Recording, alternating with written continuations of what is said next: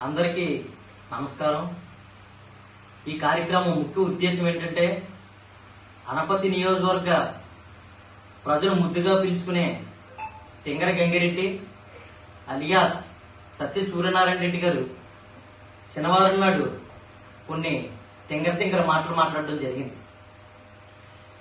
ఎవరో రాసి ఇచ్చినటువంటి స్క్రిప్ట్ ఆయన బట్టి తింగర మాటలు మాట్లాడడం జరిగింది.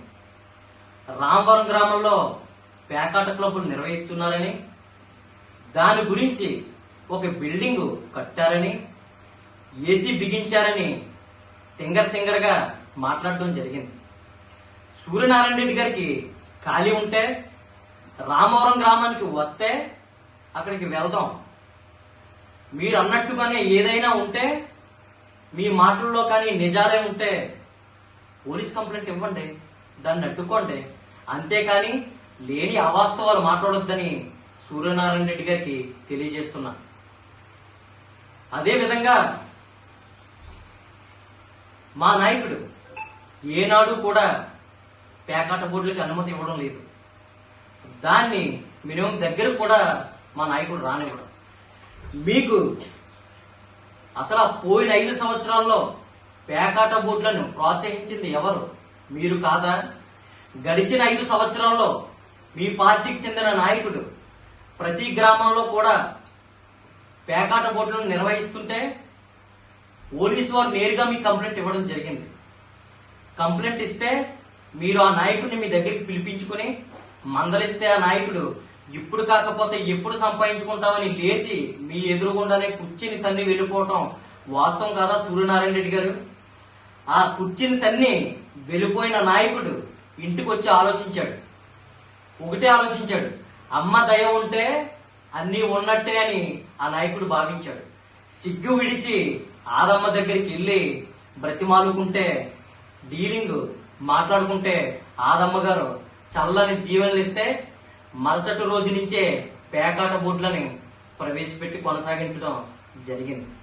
అంతేకాకుండా సింగంపల్లి ఏలకొల్లు గ్రామంలో సబ్ స్టేషన్ లో షిఫ్ట్ ఆపరేటర్ పోస్టులు ఇస్తామని ఒక్కొక్క పోస్టు 7 లక్షల రూపాయలకి, సుమారుగా 14 పోస్టులు 98 లక్షల రూపాయలకి అక్కడ నాయకుడు అమ్ముకోవడం వాస్తవం కాదా సూర్యనారాయణ రెడ్డి గారిని సందర్భంగా అడుగుతా ఉన్నా. ఈ విషయం తెలిసిన మీరు ఆ నాయకుడిని మీ దగ్గరికి పిలిపిస్తే ఆ నాయకుడుతో మీరు మాట్లాడుతుండగా అమ్మవారు పైనుంచి మెట్లు దిగుతూ బాబు బుజ్జి కన్నా ఆ నాయకుడు నొక్కిన బట్టను నేరుగా మన ఖాతాలోనే పడింది, ఆ డబ్బు మందే అని చెప్పడంతో మీరు ఏమీ మాట్లాడలేక ఆ నాయకుని పంపించేయటం వాస్తవం కాదని ఈ సందర్భంగా అడుగుతా ఉన్నా. అంతేకాకుండా డీలు ఓకే చేసిన అప్పటి నుంచి ఇప్పటికీ ఆ డబ్బులు కూడా వెనక్కి రాలేదు. సూర్యనారాయణ రెడ్డి గారికి ఒక సామెత ఉంది, ఎంత గెలిచాక రచ్చ గెలవమన్నారు. మీరు రచ్చ ఎలాగో గెలవలేదు, ఎంత గెలవండి. నిజంగానే కానీ మీరు ఎంత గెలవాలనుకుంటే మీకు ఫుడ్ ఉండదో బెడ్ ఉండదని కూడా ఈ సందర్భంగా తెలియజేస్తున్నాను. అలాగని మీరు ఎంత గెలవాలని మనస్ఫూర్తిగా భగవంతుని కోరుకుంటున్నానని సందర్భంగా తెలియజేస్తున్నాను.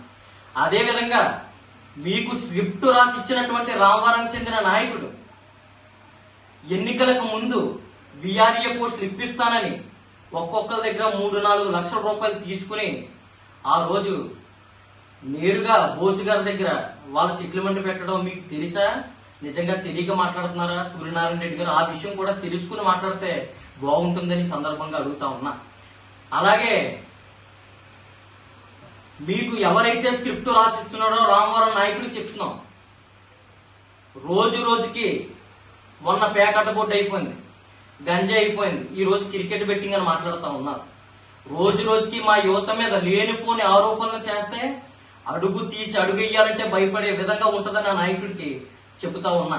అంతేకాకుండా మా యువతను గాని రెచ్చగొట్టే పరిస్థితే గాని వస్తే మీ ఇళ్లని ముట్టడిస్తామని కూడా ఈ సందర్భంగా మీ అందరికీ తెలియజేస్తూ సెలవు తీసుకుంటున్నా. జై హింద్.